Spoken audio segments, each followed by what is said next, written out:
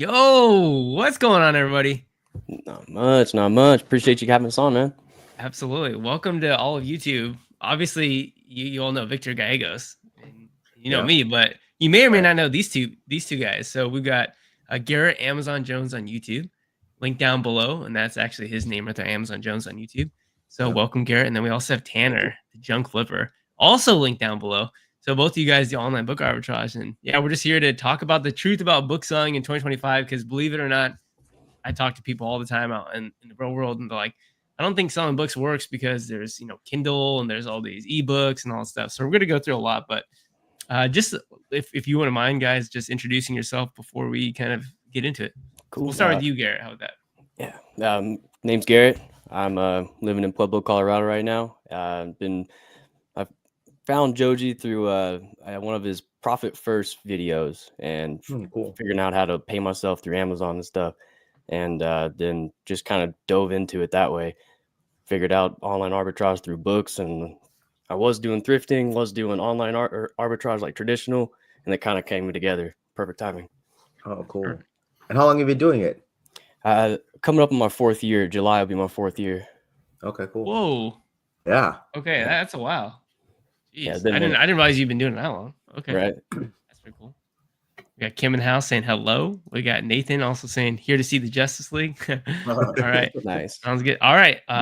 Awesome. So again, Amazon Jones, Garrett's YouTube channel link down below. So yeah, dude, welcome. Thanks for being here. And then also we got Tanner, the junk flipper, dude. What's up? Nothing much, man. Like Joji said, my name's Tanner. I call myself the junk flipper.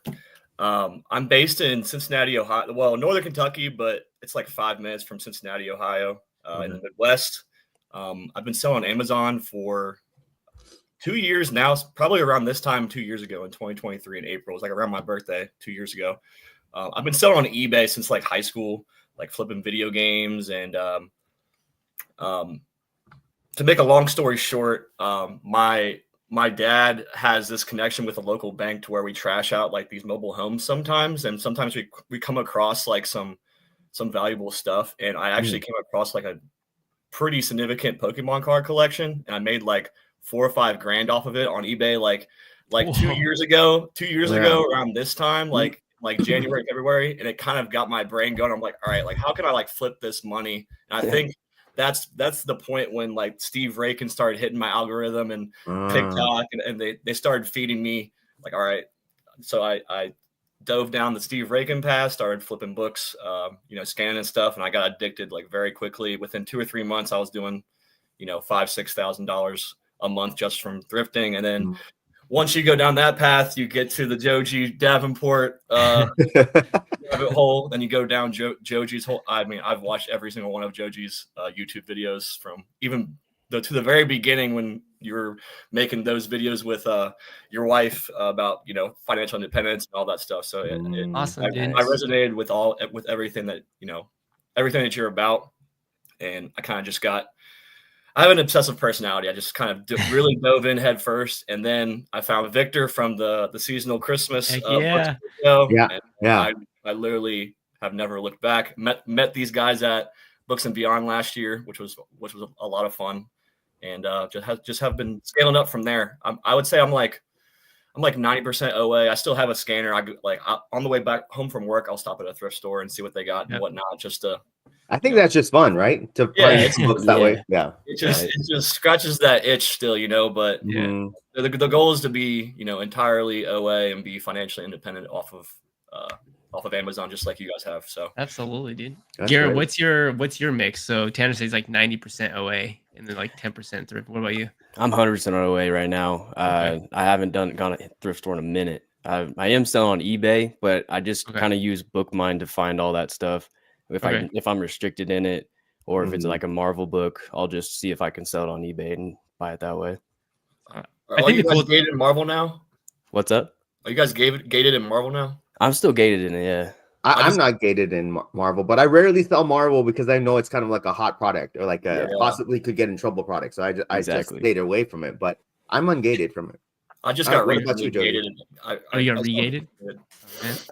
That's actually going to be one of my questions later today, because we're going to talk about the truth about book selling in 2025, if it's like still actually viable, if it's possible to make money.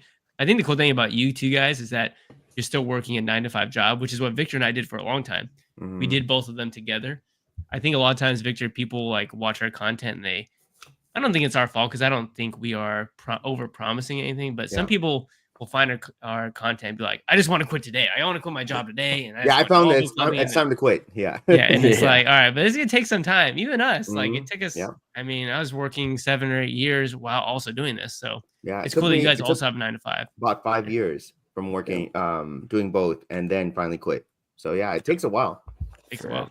But good. Congrats to you guys. All right. So let's really jump off. We're going to tier it as well. We're going to start from like the beginner level questions that people have about bookselling and the things that prevent them or stop them from wanting to go into bookselling. And the simplest thing is starting an account. So what are you guys' opinions? Like, how hard is it just to start an Amazon seller account today? Like, is that possible? I mean, I don't really remember. Like I said, it's been 4 years since I started. But the last thing I remember was that it took like 2 weeks to get that mail. You know what I'm saying? Yeah. Like they want to send you that piece of mail just to make sure that you're for real. Like eBay, you could start today, but like Amazon, they kind of want you to, sign up, wait 2 weeks, and then go on a little further, and then see if you're actually serious about it or not. That's the only thing I really remember about starting it. And they mail you something, right? It has a code on it, right? Yeah, so that's what you're waiting for. Yeah, exactly. Right. Just for address verification, right? Yeah, you just want to make sure that you are who you say you are. Yeah, you're real. Yeah. Yeah. Yeah. I would say it's definitely more of a hurdle than any other platform. Obviously, I actually went through this with my little brother. I'm teaching him how to sell, and I set up his account, recently, probably like 2 or 3 months ago. And he got denied on his first email address and account, and it was just like his name's Luke Mavis, but on his ID or something it said his middle name, and on his bank account and his ID didn't match up exactly how it was supposed to. Right? Yeah. So Amazon's AI, whoever is approving or denying these So I was just like, you have to make it literally verbatim exactly what your ID says, your bank account info, and your Amazon account. And then once he did that, he got approved, and it worked out. They thought this was some shell company for Tanner or some second account for it. Yeah. I was worried at first because I always hear Romer and other people saying if you're on the same Wi-Fi as somebody, I was afraid my account might get shut down or something. Not really from him getting denied, but I don't know. You just hear stuff in the back of your head. Yeah. We would actually recommend trying to be on not sharing Wi-Fi, right, Victor? You'd want to. Yeah, actually, I visited Joji almost a month ago, and we didn't share Wi-Fi. We actually had a whole different Wi-Fi to make sure that we didn't share Wi-Fi ever. Wow. See, me, my little brother, we were at our parents' house. We're on our parents' Wi-Fi, so that might be an issue down the road. But yeah, you could just. I just probably wouldn't log in to Amazon Seller Central when you're there. That's all. Right. You probably don't want to be super paranoid about it, but just there's no reason to take chances, right? Because I do have a follow-on question for you, both of you guys. Did you guys decide to go ahead and do a professional account or a personal account? Because a lot of people, when they're first starting Amazon, are trying to save money, and so I'm trying to convince them to start with a professional account, and most of them still don't. They go for a personal account until they realize the cost actually of the personal account actually could be more. So I don't know, which one did you guys start with, and why did you start with whichever one you started with?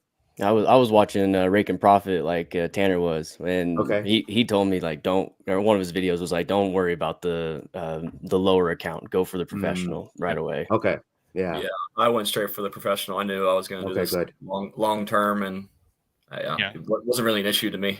And it's actually a killer deal if you think about it, because I think the individual account, which is what Victor is referring to, the personal or individual it's a free account, same thing. Right. Yeah, it's 99. I think it's 99 cents per book you list. But, yep. Right. And then the thing with the professional account, that's $40 a month, but you have unlimited listings. So after 40 books, then obviously the cost per book goes down. Having 3,000 listings, that's $3,000. Yeah, just for listing, that's crazy, right? Yeah. By the way, let's talk about size. How big is your guys' inventory roughly? Are we in the 500, 1,000, 1,500? So where are you guys at? I got up to 1,500 during Christmas time, and then sold everything out in Christmas in January. So now I'm sitting at 700 and almost 800.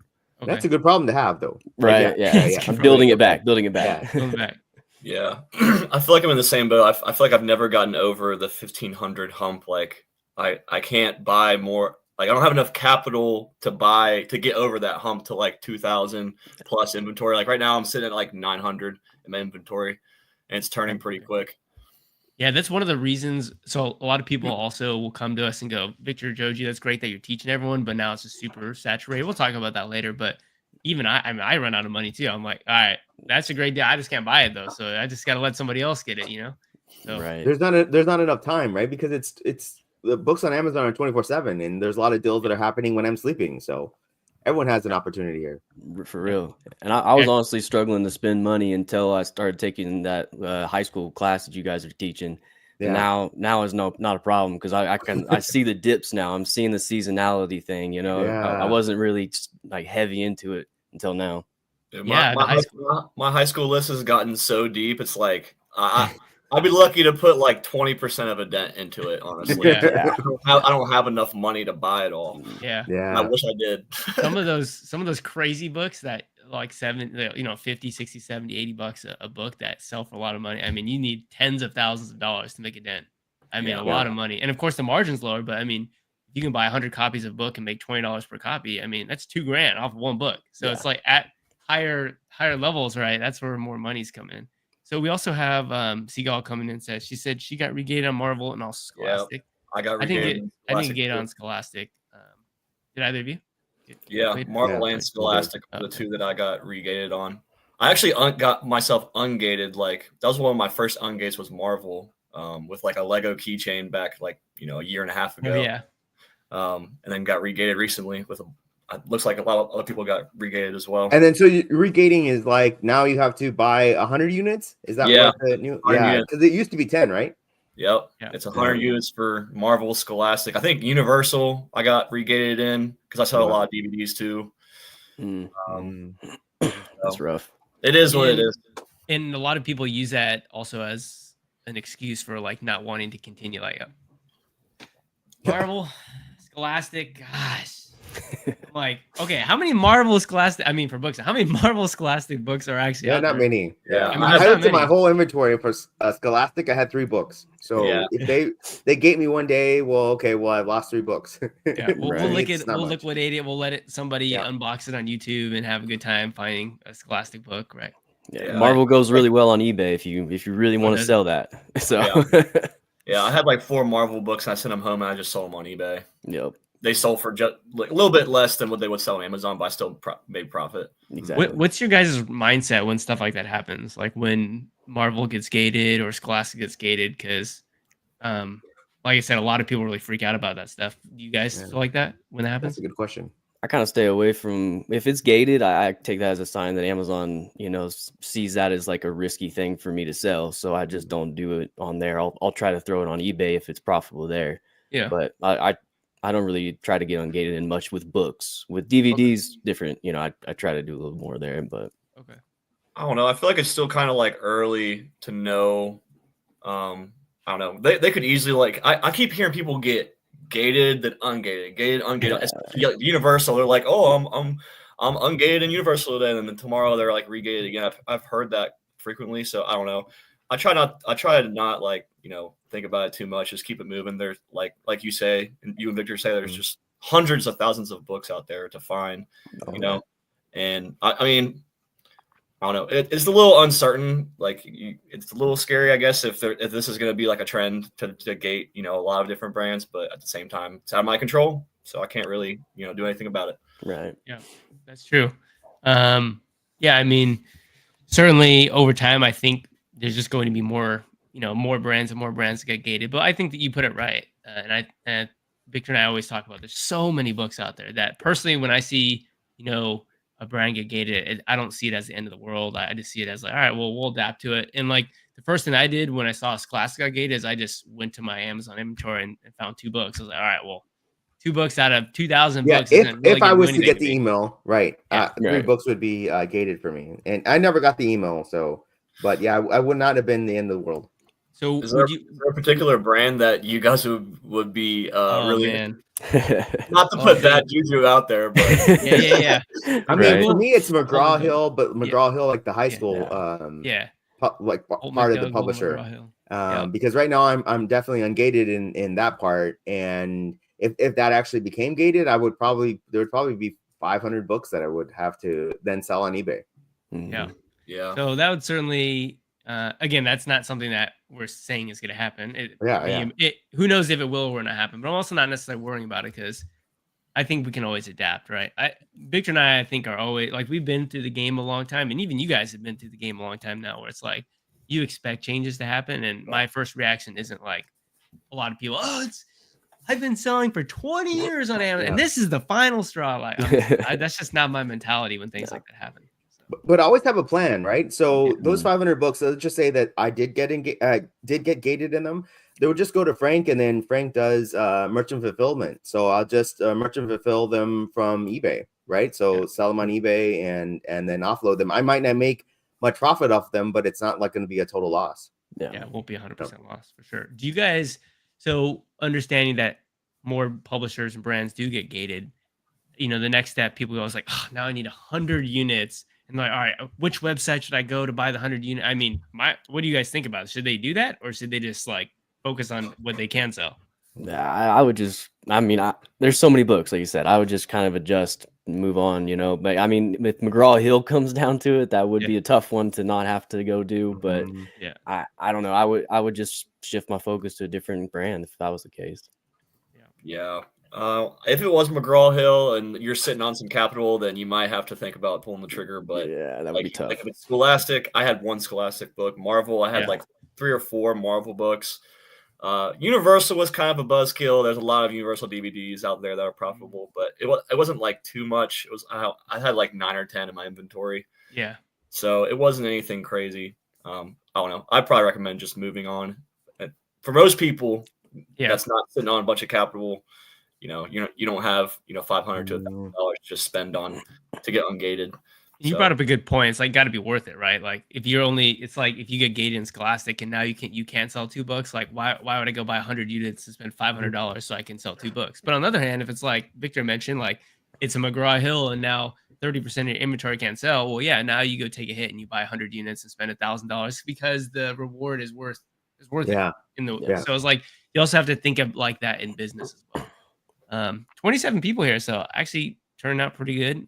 If you guys have any guys and gals have any comments or have any questions, feel free to put them in the chat. So we will do some live Q&A. But again, if you're kind of just tuned in, we're talking about the truth about bookselling. So the next thing I have is counterfeit issues, IP complaints. So that's another thing that people go crazy about. So have you guys ever experienced any of those, like counterfeit claims on books, IP complaints, stuff like that? Not on books, but when I was doing traditional OA, I dealt with them all the time. But I always had pretty good receipts and stuff to handle everything. I was wanting to know, like, how did yours turn out, Joji? When I heard that you had that where you sold a book for your friend and got a hit. You're still like sitting on waiting to see what happens or what? Dude, yeah, it's just sitting in my account health. Basically, my account health rating went down by 4 points, I think it was. 8 points probably. Or 8 points. It went down by 8 points. But it's just sitting there and they'll stay there for 180 days. So to kind of bring everyone up to speed, I got I think it was a intellectual property violation on a book that I was consigning for somebody. And it really wasn't even like a book that has much value. It doesn't even sell very much. I didn't buy it on Amazon, so I didn't have an Amazon order ID. And yeah, it just sits there. So after 180 days of fall off, I don't have any of their complaints. Again, my account health rating went down by 8, but I was already at like over 250. So it brought me down under 250, but right around, I think I'm at 240 right now. So I'm well above like I shouldn't say well above because you can go up to 1,000 like if you're moving a lot of product, which for books is hard because books don't sell that frequently. But it was kind of a bummer. But Victor also got a complaint on one. And how did yours turn out, Victor? Yeah, so I've been selling for over 7 years, and I've finally got it's a good thing. But I've got one IP complaint. About 4 months ago. And I luckily I bought the book on Amazon. So I just one of the options was just to give you the Amazon order ID. And so that's what I gave Amazon and said that it had the date correct and my address correct and just a bunch of check marks. And then I clicked submit. And a couple hours later, it was off my account. So I think that's really awesome. If you guys, that's what we get to do that other type of businesses don't get to do. That when they're thrifting, they don't have receipts like we do on Amazon. So that was fairly easy to do, and it just makes me realize that what we're doing is really special. Yeah, 808 method, right? That's the best. 808, Amazon to Amazon book flipping. Yeah, because again, if you go get your book and you thrift it, or like you can sign it for a friend, well, you're kind of just out of luck, and you just have to hope you don't get too many of them in a 6-month span. But again, let's put it into perspective. Last year, I sold over 4,000 books. This year, I'll sell at just as many, if not more. Previous years, around the same amount, and so I've gotten one. Back in 2021, I did get some counterfeit complaints, which I made a video about a long time ago. But since then, many thousands of books later, got one complaint. And Victor, you've been selling for 7 years, right? Yeah, and most years, 7,000 to 9,000 books each year, and so to get one is just unheard of. It's really almost basically zero, because it would be like 0.00001%, right? So. And Tanner and Garrett, you said you haven't gotten them for books? No, I haven't gotten any for books, just for products when I was back in the day. I actually got a authenticity complaint like 3 or 4 months ago. I actually reached out to Victor about it. I bought it off Bookmine. Actually, it wasn't a book, but it was a like those little goddess oracle cards. Have you guys ever flipped those before? So I found somebody on eBay, and this is probably what is a red flag looking back on it, but they had like a high quantity of it, and they weren't really like they didn't really take pictures of them. So I don't know if they were drop shipping them, or I don't know what they were doing, but I bought probably 10 to 15 of copies of them, and I was and you can see on Amazon like they sell like crazy. And I sold a bunch of them, and I had somebody leave a authenticity complaint, and they left the review on my page and said that the cover was like discolored or something like that, and it looked like they were fake. So nothing really happened. Like I'm kind of still going through it, but they're saying that they need invoices, or they're just going to destroy the inventory. They're not like threatening to like shut down my account or anything like that. So don't buy the Oracle cards. I mean, I think it just, but again, like, how many books do you guys sell though? Like what kind of, how much, like what amount of inventory are you moving? Because again, you got to put it in perspective, right? I gotta look. Yeah, I don't know for sure. I know it was a lot though. It was well over 1,000. Yeah, but I can't remember. Yeah. But yeah, I don't get any books. Ever since I switched to completely books, hasn't had any problems with it. Yeah. Yeah, I don't know how other like online arbitrage businesses like sleep at night. It's a real problem with like the other counterfeit IP complaints and worrying what your account's getting shut down. It feels like that like half your job is just to try to stay alive. And it's not like that with books. Yeah, I dealt with that all the time when I was doing the traditional method. It was a headache. Yeah. Let's see. I can actually show everyone. Let's see. Let me share my screen real quick. So I'll go over to Amazon. So I'm over here in my account health. So I'm at 240 right now. Can you all see my screen? Yeah. And so I have this receive intellectual property complaint right here. And so if I go down, you can see that this happened December 6th of 2024. So it's a counterfeit without a test buy. So again, in 2024, I sold over 4,000 books. So out of over 4,000 sales, I've gotten one. Yeah. And then you can see it does say that the account health rating impact was high. And so my account health rating did go down by 8 points. And so this is what you would do if you had done what we preach, which is to buy the book on Amazon and not consign it for your friends, which again is still a pretty low risk thing to do, considering that the overwhelming majority of my inventory is bought on Amazon. I just got really incredibly unlucky that this happened. It really was really unlucky, Joji, because that book doesn't even sell often. It wasn't like a top seller or something. Terrible. That book is terrible. It sold like 4 times in the last year. It's like 20. It was just, I don't even know why I consigned it. It was just dumb. But you say, how do you address this violation? You say, understand the policy and have evidence or documentation to submit for review to confirm my compliance. And then you just say that I am not a drop shipper, because you're not, right? You can choose I'm a reseller or drop shipper, but you don't want to choose that. You say I'm not a drop shipper. And then you just click order ID from Amazon. And that order ID says that delivery date should be prior to the notice date, which just means that you bought the book before you got this counterfeit claim, which should make sense. It should make sense. And then the order quantity is sufficient to fulfill the unit sold on the order since the order date. So if you sold one copy, then you should have, you know, an invoice For one and then copy you at just least. paste Amazon order ID and you submit it. And Victor, you did that. And Yep. then obviously I can't do it because I don't have the order ID, but how long did it take you to get a Yeah, like I said, it was like 3 or 4 hours later, but I was stressed out. Like, oh no, I hope what I've been given guidance actually works. and then it did. And then I was like, okay, Joji, we need to make a video about this because it actually is correct, right? It's and I get to say it firsthand that it worked that way. And all the naysayers go, well, it worked this time, but just wait 6 months. It's not. And it's like, at the end of the day, we can't control what happens in the future, right? All we can do is the best that we can do now.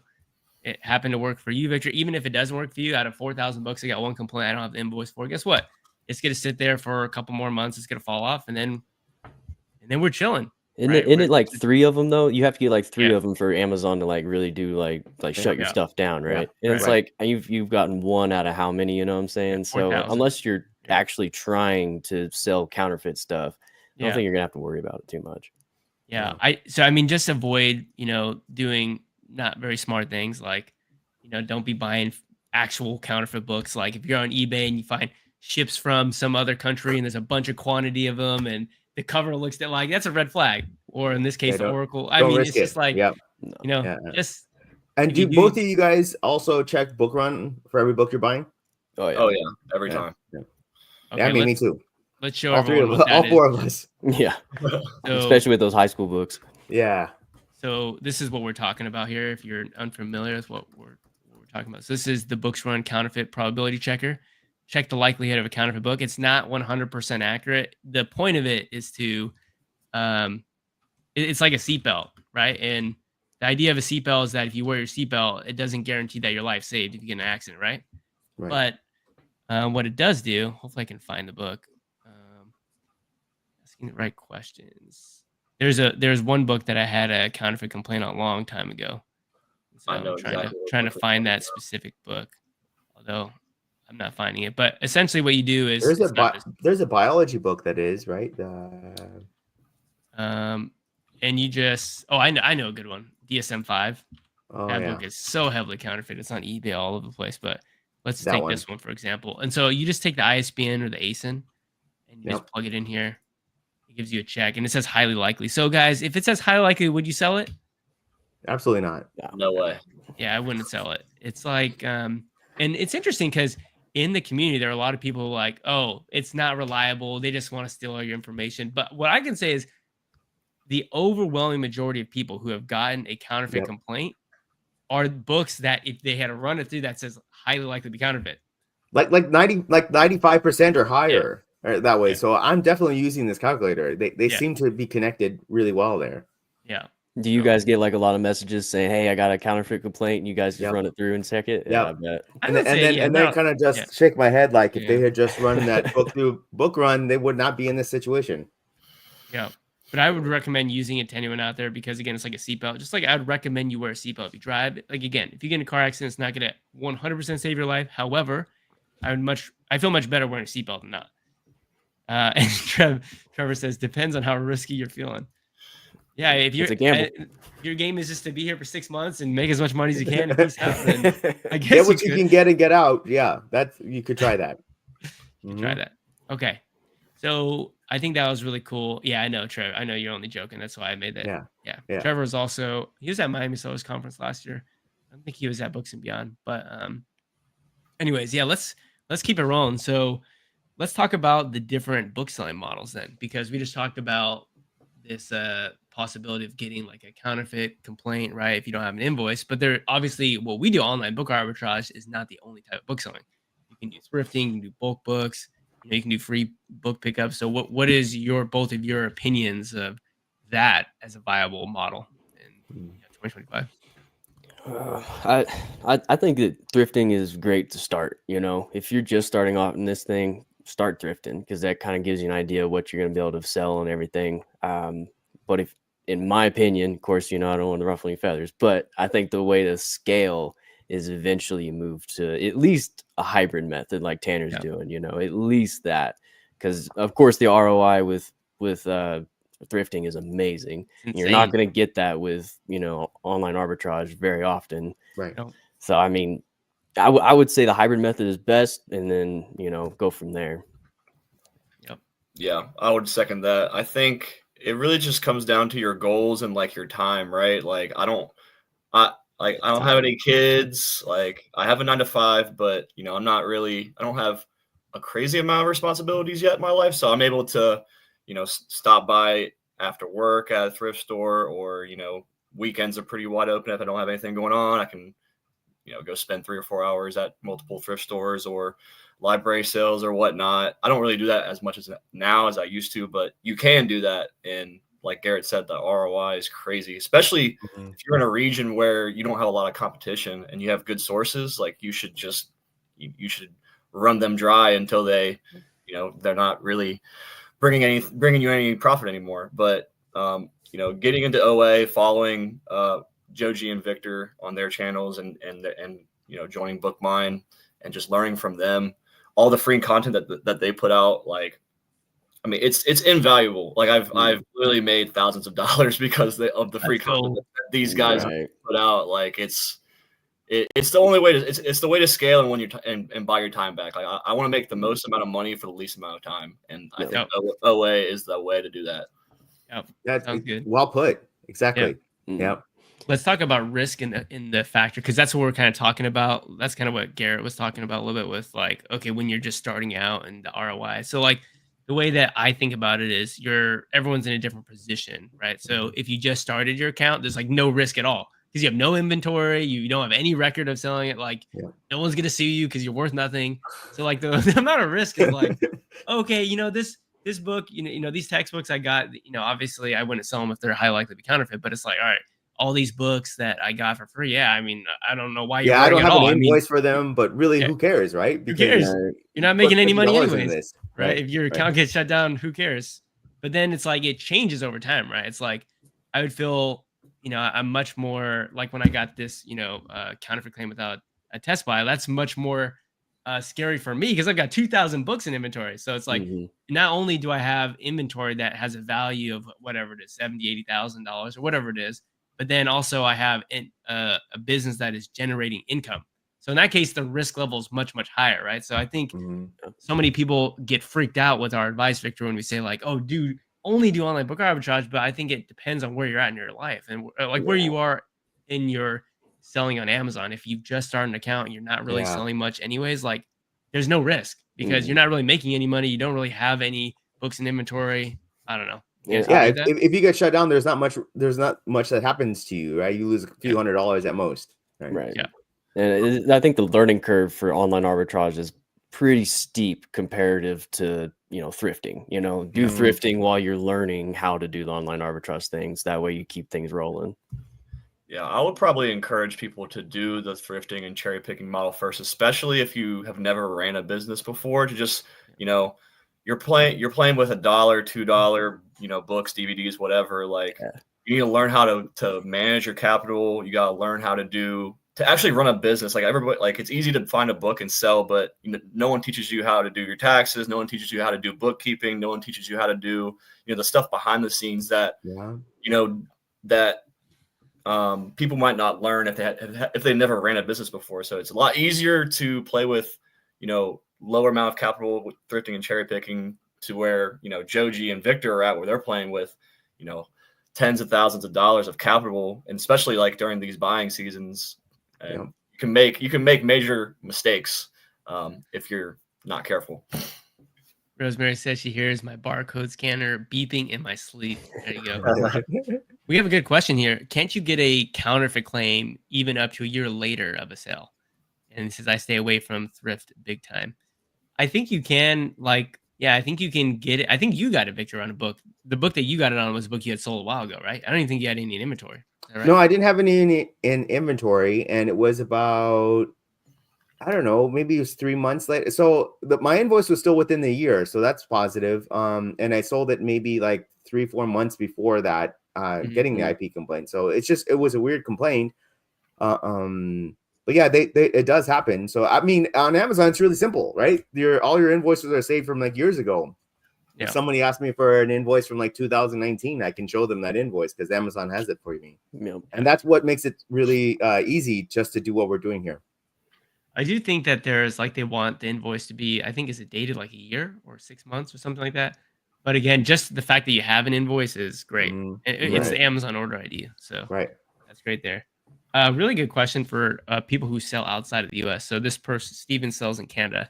Is this business worth it for Canadians to get involved with a weak Canadian dollar currently sitting at 60 cents on the U.S. dollar? So what do you guys think about that? I mean, you could sell still in US, can't you? Yeah. Yeah. And that, yeah, I mean, that's what I would do, because I mean, that's the biggest market in the world right there. Yeah. I mean, yeah, like if you have a chance to, make money in a market where I guess the currency is a little bit stronger. I know, currencies fluctuate. I don't know how much of a, impact the Canadian dollar would have on it, but if you can sell on Amazon in the US, then convert it to your US, I guess you're making more, right? If you're making money in US dollars and you convert it to Canadian currency, you're making more, right? Well, I mean, their capital is weaker coming into the US, but once they start building up, it'll be much faster that way. So yeah, definitely go in the US market. Probably get like a US prep center. We've talked about those before, but yeah, get a prep center here in the US and then start selling books here.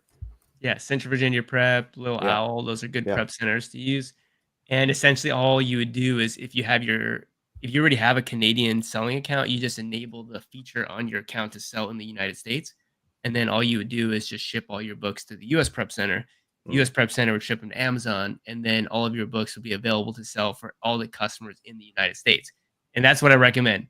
Wherever you live, outside the US, you want to sell in the US marketplace because the category is much, much larger and the sell-through rate is much, much faster. So yeah, we looked at the Canadian market and the Mexico's market and stuff like that, and they're not even nowhere near what the US market is. It's like not even a tenth. Yeah, we wouldn't be doing it if that was the only thing that was available to us. I wouldn't be doing online book arbitrage. I'd be doing something else. It's just not enough opportunity there. But the 60 cents on the dollar thing is just that, yeah, the money that you have coming into the US market is going to be less. So it just means that it's going to be harder to get the ball rolling, but the results are going to be much greater because then when you convert back, I mean, it's going to be great. You can make a lot more money. So, let's see. Back on that question on the year invoice. So this person says, if I haven't sold the book after the year, is it still scary to sell it? The whole 1 year invoice thing policy. So the way I would think about it is your goal should be to sell the book within a year. And if you don't sell the book within the year, there's probably a low percentage of books like that. And I wouldn't fret or get too anxious over that small percentage of inventory that hasn't sold that, could potentially get a counterfeit claim. Because again, Victor sold, sells 7,000 to 9,000 books per year. You got one last year. I sold over 4,000 books last year. I got one this year. And Victor got his removed with his invoice. And so I just think that 7,000 times what? 7 years, so almost 50,000 books, and I got one IP complaint. So we're really worried about nothing here, right? No. So don't worry about an IP complaint after a book that hasn't sold for a year. That it's not going to happen, right? So especially since you need 3 of them to actually get your count. Right, exactly. And again, this is more for online book arbitrage because we're buying it on Amazon. We have the order ID, but again, even there's nothing inherently different about the books that we're buying and selling versus the books you'd be thrifting and selling as well. So it's like you could also buy 4,000 thrifted books and sell them all, and I can buy 4,000 books on Amazon and sell them all, and it's not like those inventories are any different, really. I mean, it's like you're probably still you're going to be okay, is what I'm going to say. So we have a good question here as well. From Brent. Hypothetically, if someone spent all their money on high school books, would you recommend waiting until you have cash to purchase college books? What do y'all think? Well, I mean, if you have no more money, you're gonna have to wait, right? You just gotta. I mean, hopefully you really killed it, and you should start getting money. I mean, I think, what will happen is if you spent all your money on high school books, you're gonna wait until that capital comes back to then buy for the upcoming January season. So you're probably gonna miss out on the August textbook season for college books because you don't have any money left to buy anything. But you'd be geared and ready to go for January. Yeah, I've got like a little stockpile in my inventory spend right now to where I'm spending it all until the end of May as quick as possible. And then once that money starts coming back, that's the money that I'll be using to, continue on my purchasing. But it won't be as heavy as I am right now, Yeah. How long, Victor, did it take your complaint on your account to go back to normal once you? Well, I mean, for me, it took the 3 hours once they notified me and my account was back to normal. If you have to leave an IP complaint and you don't have the invoice and you just want to just let it sit on your account, that takes 6 months. So in 6 months, your account will be restored back to normal.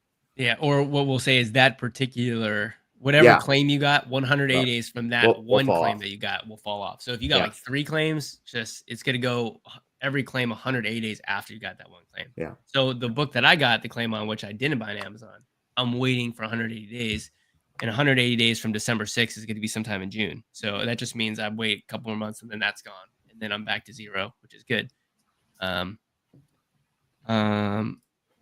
Good question. Can you get a Section 3 IP complaint on item you sold after you delete the listing? Absolutely. Yeah. Okay. Yeah. There you go. Yeah. Yep. No. If you sold it, they'll come back and give you an IP complaint with it. So yeah, deleting doesn't really change anything. Yeah.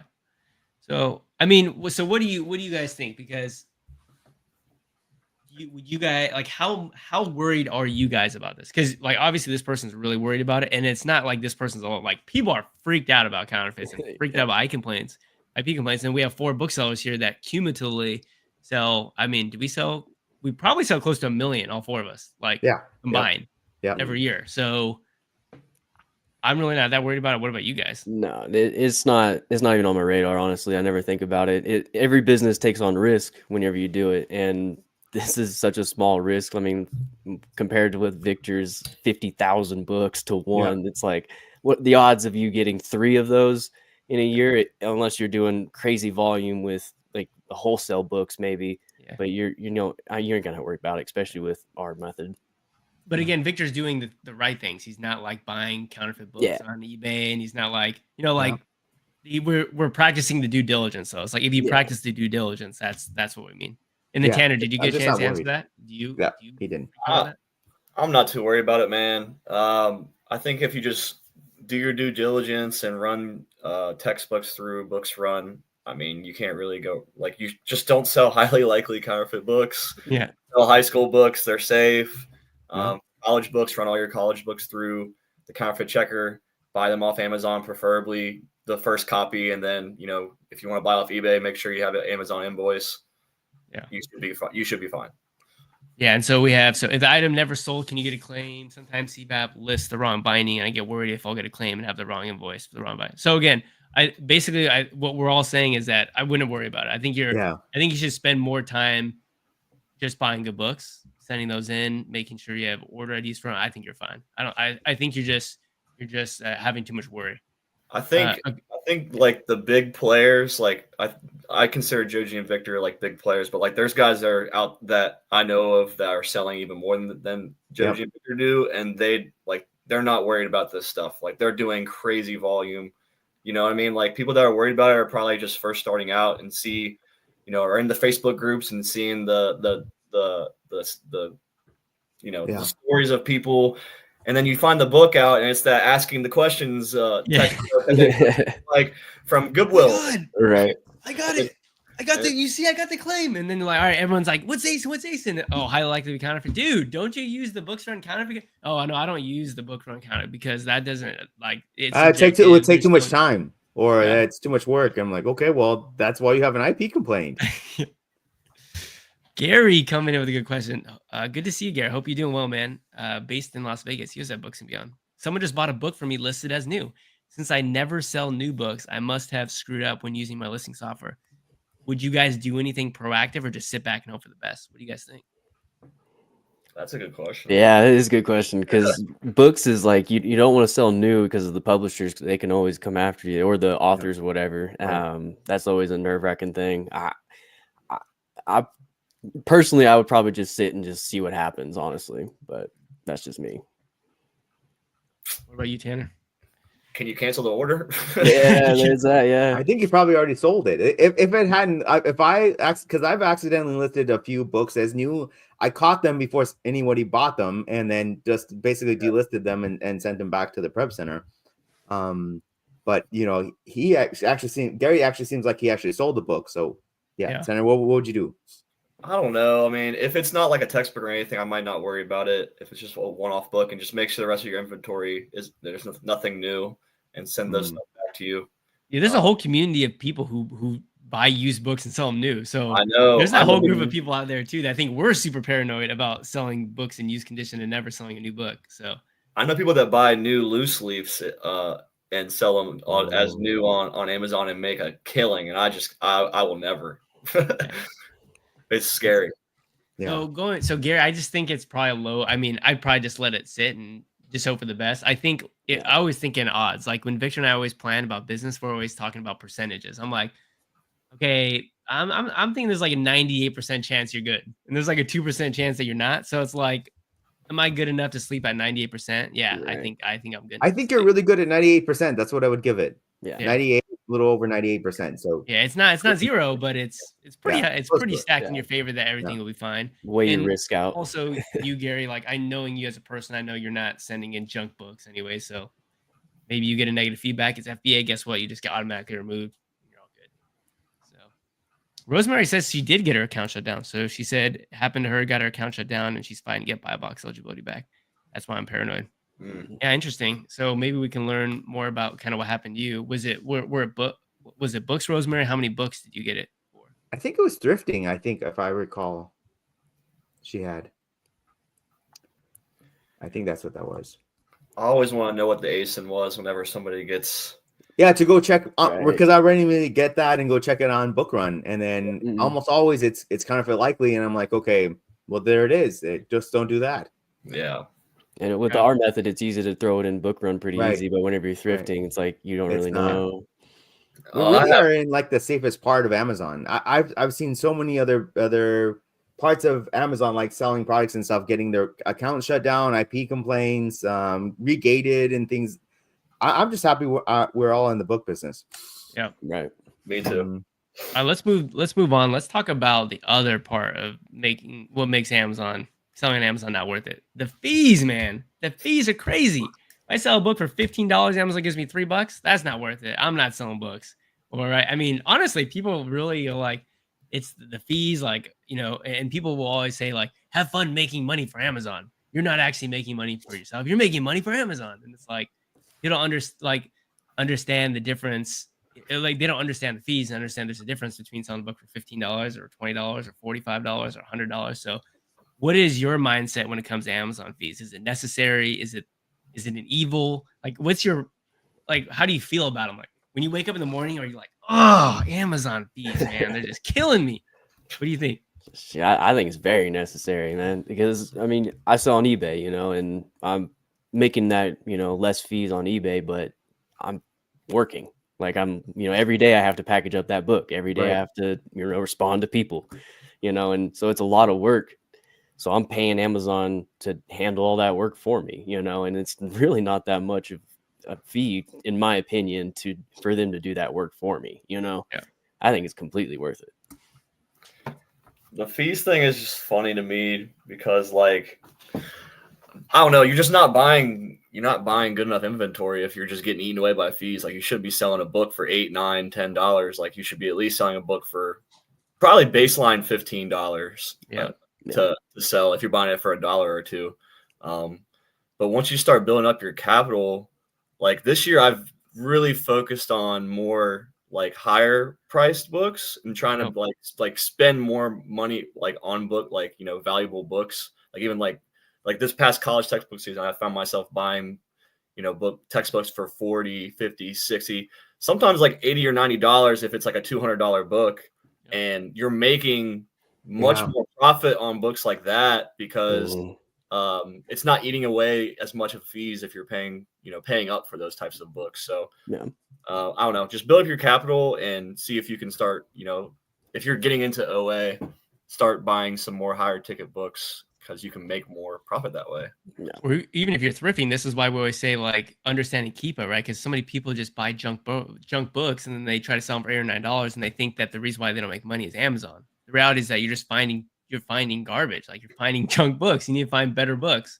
And so a lot of people will put the blame on Amazon when in reality it's like they're misplacing the blame. The blame is like, all right, you got to learn how to find better quality inventory, how to find better books. So I get a lot of people. I get a lot of people who tell me, I'm not going to buy a Christmas book in February and have it sit there until November, December. That doesn't make any sense. There's going to be so much storage cost. I'm not going to do it.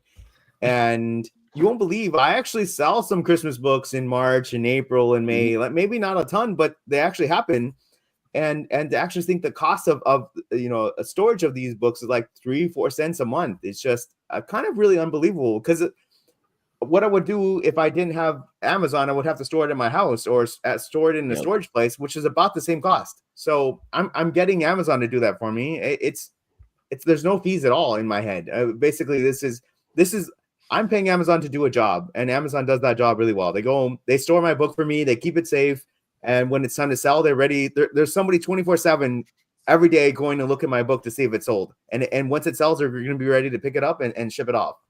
That's invaluable to me. I am definitely doing it. Is Amazon your best employee you've ever had? Because Victor's also owned your frozen yogurt stores. It's your best employee, right? I never have to worry about hiring or firing anybody. And anyone steals. I don't care. That Amazon's taking care of all of that. It's worth it.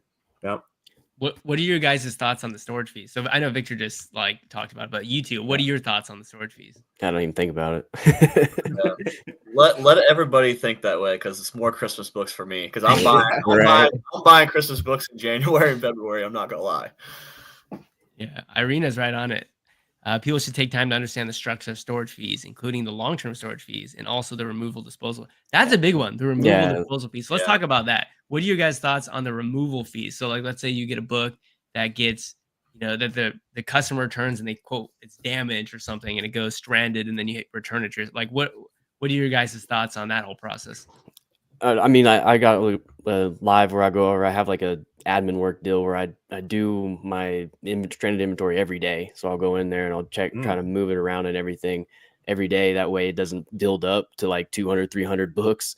But like I'll most of the time I'll try to do the collectible thing, try to switch it over. But if not, I'll get it sent back to me just to see if like what's up with it. But and it's like I think it's like a couple dollars. It's certainly significantly more expensive than it used to be. Yeah. But hear me out.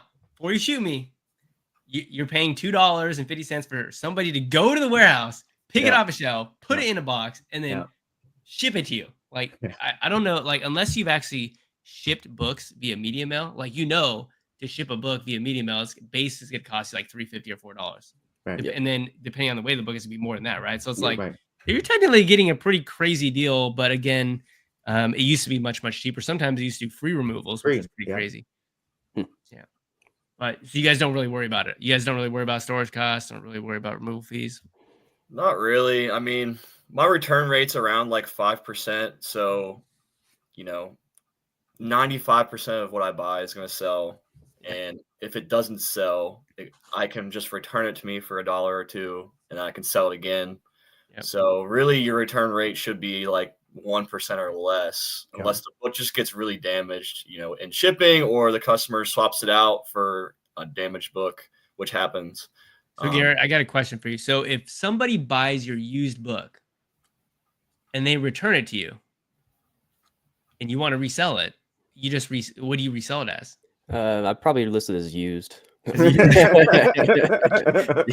I mean, it don't matter. It's the same deal. As long as, like what Tanner was saying, as long as it ain't like tore up. Like I have had that where they sent me back something that was like ripped in half and stuff. Yeah. As long as that's not the case, you're good. And there are people out there, got this one return, I'm done. Amazon's over. These customers out there, they're always just scamming me. They're putting it's just like, you have to understand the percentages and have a bigger I think people just really try to find the most negative thing and just really hang their hat on that instead of thinking as it's a really small percentage. The actual amount of books that I actually lose based on returns is like you said, Tanner, like 1%. Because the rest of them, yes, I get them returned to me, but then I could just send them back because they're still in use condition.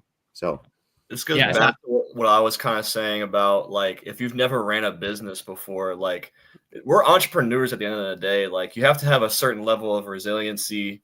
And there's going to be adversity when it comes to selling on Amazon. Like, all of us have faced certain challenges when trying to scale a business, and you just can't let like little things like that get like make you hang your head and just make yourself want to quit. Like, there's much worse things happening in the world than long-term storage fees or like removal fees on Amazon. Like we're very like privileged to be able to do something like this, like in my opinion. Yeah. Right. I mean, we're not selling brand new Nike shoes, but what happens when you sell brand new Nike shoes and they get returned? Does it go right back? Does it go back new? Nope. Those are used now. Those are used. Those are used, and guess what? They go sell them on eBay for 40%. And I mean, just to add on to Nike, they're getting gated, ungated. It's crazy with Nike. I would not be part of Nike. Yeah. Yeah. This is a good question. Just a fun question. We're going to be wrapping up here soon. We have a couple more questions, but curious what everyone's best flip is on this panel. What are you guys' best flips? I think I might just have my best flip like 2 days ago. Ooh, let's hear it. It's not a book though. Oh, okay. It's a DVD set. Okay. It's Where'd you buy it? Off eBay.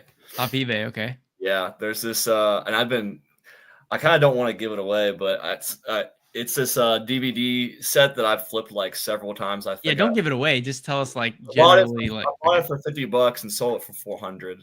Oh, yeah, this episode's a replay. And I've sold it like probably 8 times now for like $300 to $400. But this one, yeah. You tell me you can flip this one time and then go to Books and Beyond? That's crazy, dude. That's crazy. That's pretty cool, Tanner. That's great. That's awesome. The person who asked this question personally had a $50 flip go to $600 long tail book that took 5 months. I don't even consider 5 months a long tail anymore, honestly. But yeah, congrats, well done. I mean that's why books are amazing. Impressive. But what about you, Garrett? You know the book, or you've seen the movie Dune? There's a Dune encyclopedia book. And I purchased it for like $30 off of Facebook Marketplace, and then I flipped it back for like $300. That was impressive to me. I was like, I didn't think that could happen. That was like way back in the day, though. Yeah, that's wild. What about you? I remember books based on just the graphic, right, of the book, and so this book has a big B on it. I don't know. I forget if it's a biology book or it's a math book, but one of them. Anyway, so it's still a really good book to buy, but maybe a couple years ago it was even better. And I saw somebody on eBay listing a copy, and it was like within my target zone of what I wanted to buy it for. So I bought one copy from it. Let's just say it was $50. And then 2 or 3 days later, the same seller also then had another listing of another $50. So I bought the second copy, and we did it again, and it was another copy for $50. So it was 3 copies for $50. So I was like, okay, this either is a scammer or somehow has a huge stock of this book. So I wrote to him, and he ended up being a retired teacher, and they allowed him to keep his stock of books, and he was just selling them off. And I was like, okay, well, how many books do you have? He's like, I have 50 copies. Well, okay, yeah, well, let's strike a deal. And I offered him like $2,000 for all 50 copies. And I mean, I bargained him down to $2,000, and he accepted it. And I think I probably made more than like $3,000-$4,000 off that one deal. So that's my biggest deal yet. And yeah, I mean, that's better than any one particular book I've sold, but that one I always remember. That was pretty cool. That is cool. Yep. Seagal coming in with a Bible. Yeah. Bought for 100 sold. But Seagal, so you bought it for 100, sold for 800, but it sat there for 6 months. You paid 36 cents in storage fees. And then it was 99 cents to list the book. Fees? And then you paid Amazon like $150 in fees there. Like, yeah. I mean that's like over $600 in profit. That's crazy. Impressive. Congrats to you, Seagal. So you can buy your Books and Beyond ticket as well, because that's I'm telling you, it takes one flip to go to Books and Beyond, which is awesome. My best flip was a replan last year. I shared at Books and Beyond. I made over $10,000 selling this thing. I don't know how many, over 100 times. It was a BASIN listing. So you buy it on one listing, which, so if you don't know, there's, when a book has a BASIN listing, it means that particular book isn't tied to an actual ISBN. And so there's another listing probably for that book with the ISBN. And so I was simply just moving it from this one listing and selling on this other listing. For some reason, on this one listing, you could buy it for like $8. And this other listing, you could sell for like $120 to $150. And so you're literally arbitraging one listing to another listing, right? That's it. Yeah. And you shared it. And so I know, Joji, you still selling that book. Tanner, I think you also sell it. Tanner sells it now too, right? Oh, yeah. Now it's not as great anymore, but it still holds up at like $60. So you can still take like $8 and just continually sell his book for like $60, which is pretty crazy. Yeah. I owe Joji my life for sharing that, honestly. but that really opened up my like just like learning that BASIN, play. Like I found other BASINs of my own now that at first when I found it, I sent it to Joji, like found one of my own. I sent it to Joji and Victor. I'm like, am I doing this right? Is this like actually real? Yeah. They're like, yeah, it looks good. And I have a few of my own BASINs that I've been looking for too. So there's these other like niches in OA book selling that, people don't really think about that you can just replay over and over and over. There's over 100 million books. There's a ton of little niches in books. And that's what's funny about it. Yeah. Like matter of fact, I was just talking to Victor this other day about this guy. His Amazon storefront name is like, I think it's like Rare Paz's Finds or something. And all he does is just find the first editions of all these books and sell them on like these older books, all first editions. And like, I'm like, dude, I need to get this guy the Books and Beyond because this guy has like 1,000 book inventory of just all first editions that he's probably sniping on eBay and selling on Amazon for like crazy market prices. And so he's just a really knowledgeable person. But yeah, there's just so many opportunities, in my opinion. Yeah. And we got Michelle over here, $3 book and into $300. Dang. Wow. Michelle, better see at Books and Beyond. We've tried to get her to Books and Beyond. She has kept turning us down. Yes.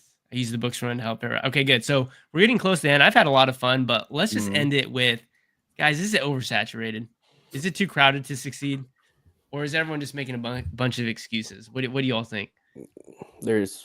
I think last time I checked, there was 44 million books on Amazon alone. Like and it's just growing. You know what I'm saying?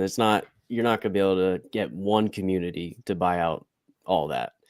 It's never going to be, it's going to be saturated is what I'm trying to say.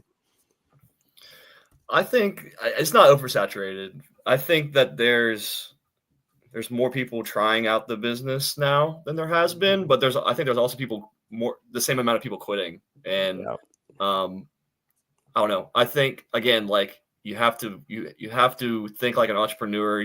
There has to be a level of resiliency. You have to be creative in finding, your lane, your niche, and you have to really want this and, think long-term about this. This is not something that you're going to get rich quick in 6 months and quit your job. Like, Joji and Victor, it took them 5, 6, 7, 8 years to, really scale up and, have the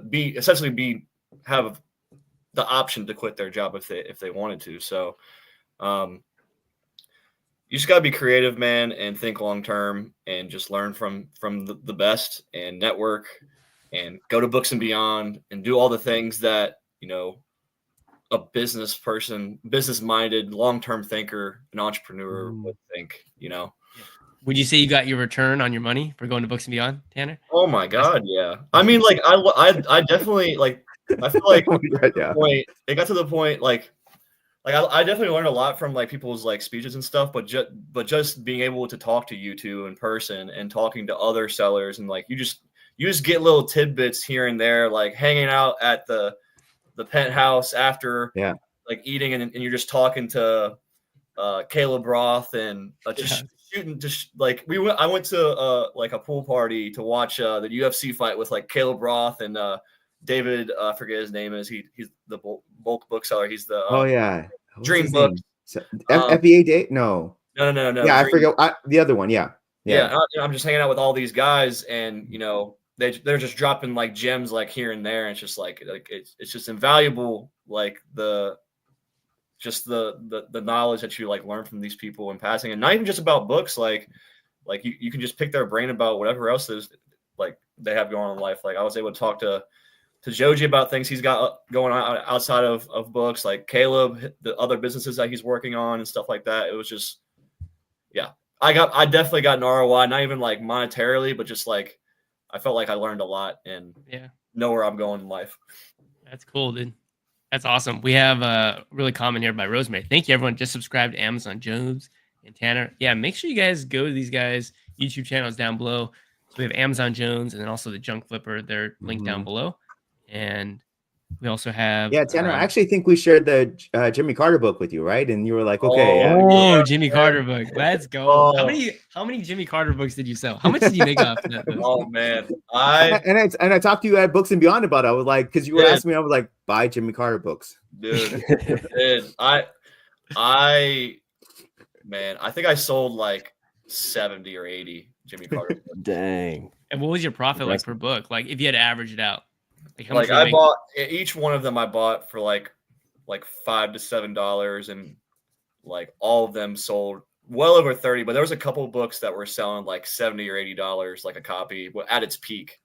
And then I also at the same time, the new Wicked movie came out, and I bought I bought a ton of Wicked books right before the movie came out, and I made just as much, if not more, off the Wicked books too. So it kind of scratched my brain a little bit, getting into kind of like pop culture stuff and kind of paying attention to what's going on in the world and see if there's a book out there about it. Yeah. You made a video about that, didn't you? I did. Yeah. I remember watching that.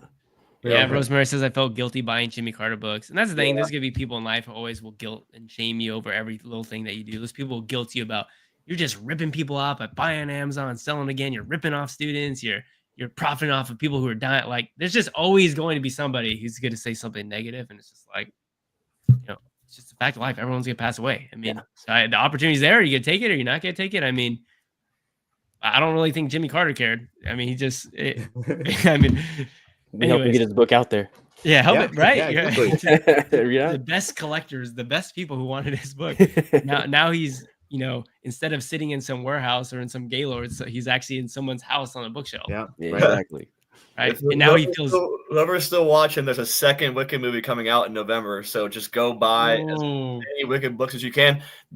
Just make sure there's. There you go, Tanner. Just make sure there's no Amazon's not on a listing, and you should be golden. Whoa! You should only be sharing this at Books and Beyond, dude. This is too much to be doing today. That's super fun. Yeah, anyways, I gotta pay it back because you guys gave me the Jimmy Carter books. I gotta give you guys in the audience, whoever's watching, and that's what it's about. Yeah, to me, that's and what then it's about. I'll just lastly say that I run out of money. Like I have a set amount of money I can spend on books, and I run out of money all the time. So it's just like there's so much opportunity out there, so many books to be buying with online book arbitrage. I still think that for the niche, like even though we are starting to populate the niche, it's just like we just have a lake full of fish, and there's just very few people fishing it. So it's just like there's plenty of room for more people to come. And of course, like if you think about fishing, like it takes some skill. Like you can't just show up and know nothing and then just like all of a sudden have a bunch of fish. Like you got to learn how to fish. You know what I mean? And so I think if you're willing to put in the work, it's there. And we're there. All four of us are there to help you, right? It's not like I think it's proven by every time I'm being interviewed or talking on YouTube, I talk about the Ways of the World AP book, and that book still performs really well. Both of them do, the newest one and the one that's a little bit slightly older. And it should show you that our audience is big, but not big enough to actually bring down a book like that. So we're just getting started. Basically, it's the market is not oversaturated. And so if you're listening to this and you're brand new, you should really consider to do this. It's not that difficult.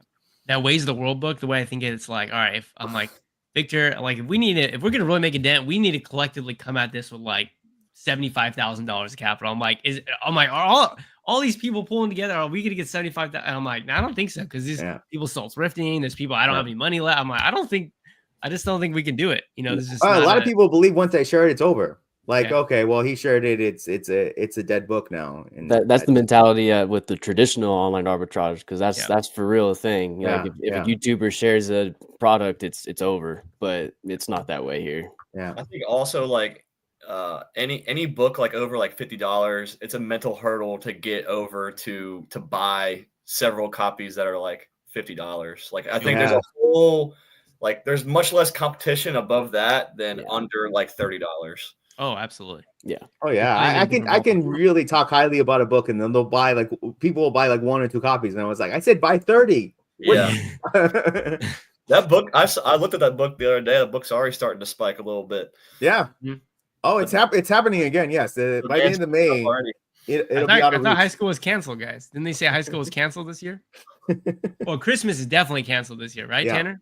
Yeah, Christmas is definitely not happening. Canceled. No, there's no more Christmas books left, guys. There's no more Christmas books. Nobody wants to listen to Christmas music. No one wants to watch Christmas movies. Nobody wants to buy Christmas, but that's all done, right? Anyways, we're making fun just because it's really an awesome niche to be in. Part of. Yeah. Anyways, I really had fun with all you guys. Make sure you subscribe to these two guys. The link down below. Awesome. And appreciate you guys for coming on. if you watch this later, leave a comment after the stream's over. If you want us to do another one, we'll do one in the future. But thanks guys for coming on. Appreciate you guys. All right. There you See you go. guys. All right, later guys. Peace.